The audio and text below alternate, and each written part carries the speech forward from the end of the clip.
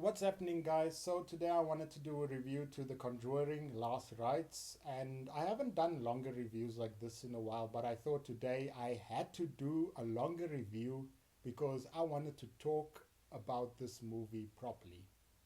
Bear in mind that this review will contain spoilers, so if you still want to see the movie and you don't want anything spoiled, don't watch this video.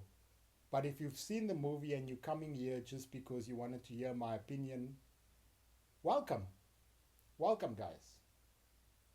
To be honest with you, this movie was absolute garbage. It was horrifically bad. I mean, I did not like this film whatsoever. I will give it one positive thing. The one positive thing was the performances of the actors and actresses. That was the only thing that I enjoyed about this film. Other than that, this film was forgettable. It was not scary, it was boring, it was just dumb at times. And there was just so much going on towards the end where we only meet the small family in the beginning, but Ed and Lorraine Warren meet them an hour and a half into the film. So an hour and a half into the film, we're just dealing with Ed and Lorraine, what they're going through, and what the small family is going through. Now I do know this is based on a true story, but it was not scary whatsoever. In fact, with this film, have you ever just watched a film where you have no emotion whatsoever? You're not excited, you're not upset, you're just watching it with no emotion. That's how I watched this film. That's how bad it was. This film, I couldn't even laugh. I couldn't even do anything. I was just sitting there with a blank expression because it was so bad. And I really had hopes for it because in the beginning, it starts off with Ed and Lorraine with their first case, and it ties into this mirror. And it's the same mirror that haunts the small family. But let's get into that a bit later. What I did not like about this film, to be honest with you, is the writing is absolutely terrible writing. The dialogue is so bad, but the actors really tried the best that they could with this dialogue that they had.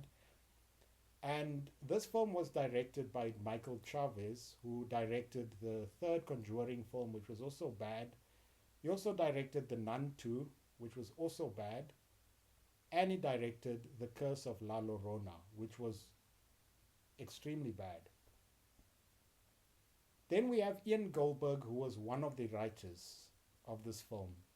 And it goes back to him for writing this rubbish. He wrote a show called Fear the Walking Dead back in season 4 to season 8, and he ruined the show completely. He ruined it completely. There was no hope for that show after he came in. So for him to write this film was another insult because I enjoyed the first two Conjuring films. I really enjoyed them, but he ruined this film as well. So whatever, I don't know why they keep hiring them. Why did they hire Michael Chavez to direct this film and Ian Goldberg to write it? It's beyond me completely. And you know what? Eric Kane, one of my favorite reviewers, just also mentioned something after Fear the Walking Dead ended. He said that these writers, they fail their way upwards. They go into something that they're going to ruin as well. And this is exactly what Ian Goldberg did. He ruined this film completely. So the film was boring. The film was just not interesting whatsoever. I mean, I don't think I even enjoyed most of it. I didn't even like the ending. I didn't like the way it ended. I think it was very anticlimactic, to be honest with you.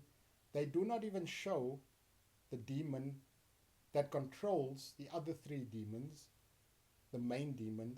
They did not show that at all. We don't even know the name. We don't know anything about it. That's why it was anticlimactic. Them having to go to the small family, not because they wanted to help the family, but because they also wanted to help themselves, was just dumb.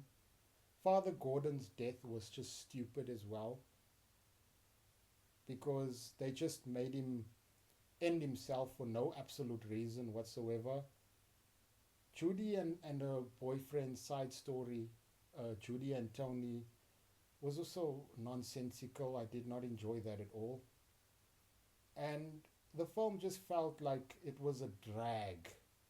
So, literally, from beginning to end, it was just dragging.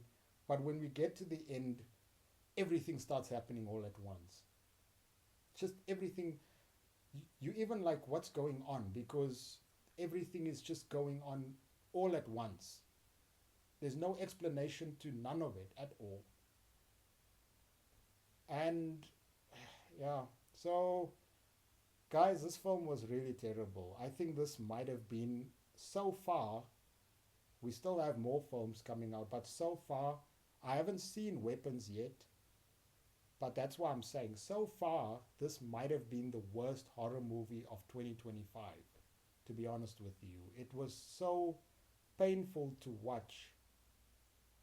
I was just like not even disappointed. Like I said, I just had no emotion watching this film. But tell me what you guys thought of it. I am going to give this film a 1 out of 10. Tell me what you guys thought of it and what I should review next.